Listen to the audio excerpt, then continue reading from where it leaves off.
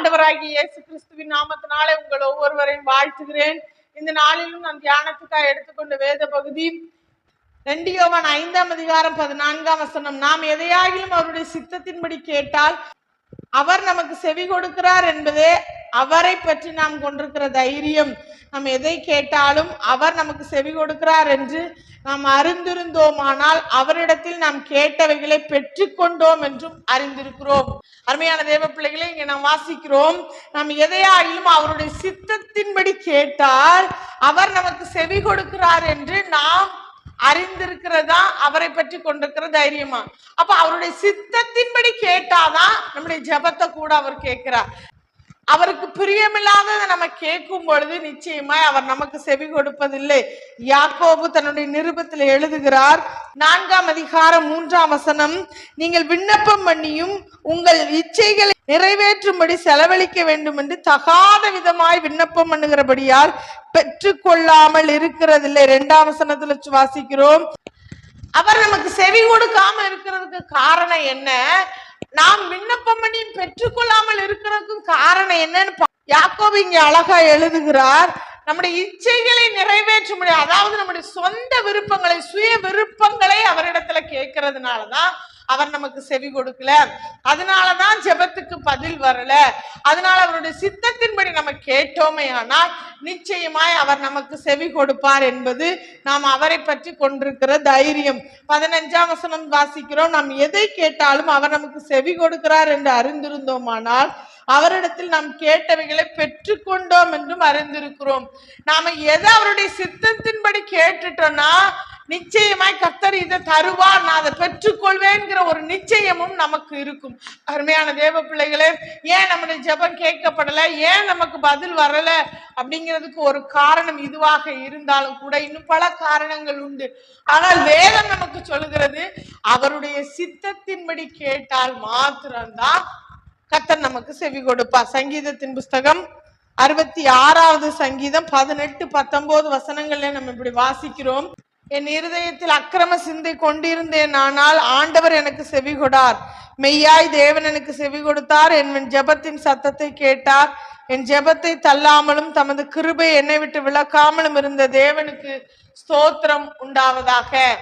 அப்ப நம்முடைய இருதயத்துல அக்கிரம சிந்தை இருந்துச்சுன்னா கர்த்தர் நமக்கு செவி கொடுக்க மாட்டார்.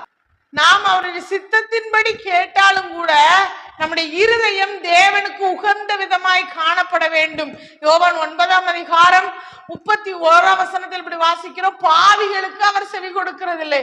அப்படின்னா நம்முடைய இருதயம் தான் செம்மையானதா இருக்கணும். அவருடைய சித்தத்தின்படி நம்ம ஜெபிச்சா கூட நம்முடைய இருதயம் கர்த்தருக்கு பிரியமானதா இருக்க வேண்டும். ஏசாயா தீர்க்கதரிசி எழுதுகிறார், 59ஆம் அதிகாரம் 2ஆம் வசனம், உங்கள் அக்கிரமங்களே உங்களுக்கும் உங்கள் தேவனுக்கும் நடுவாக பிரிவினை உண்டாக்குகிறது, உங்கள் பாவங்களே அவர் உங்களுக்கு செவி கொடாதபடிக்கு அவருடைய முகத்தை உங்களுக்கு மறைக்கிறது.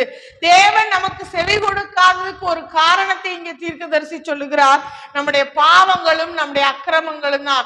நமக்கு நன்மை உண்டாகாததுக்கு ஒரு காரணத்தை சொல்லுகிறார், நம் பாவிகளாய் வாழ்கிறது தான். அதனால தேவனுடைய பிள்ளைகளே, நம் பாவத்தை விட்டு விலகி நம்முடைய இருதயத்தில் அக்கிரம சிந்தையை அகற்றி தேவனுக்கு பிரியமான ஒரு வாழ்வு வாழ்ந்து அவருடைய சித்தத்தின்படி அவர் சமூகத்தில் விண்ணப்பத்தை ஏறெடுப்போம்.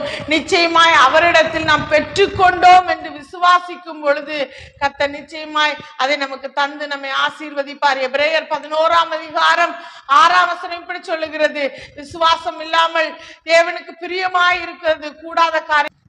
ஏனென்றால் தேவன் ஒருவர் உண்டென்றும் அவர் தம்மை தேடுகிறவர்களுக்கு பலன் அளிக்கிறவர் என்றும் விசுவாசிக்க வேண்டும்.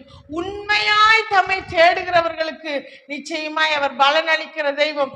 கட்டாயம் அவர் பதில் செய்வார். கட்டாயம் நம்முடைய விண்ணப்பத்தின் சத்தத்துக்கு செவி கொடுப்பார்.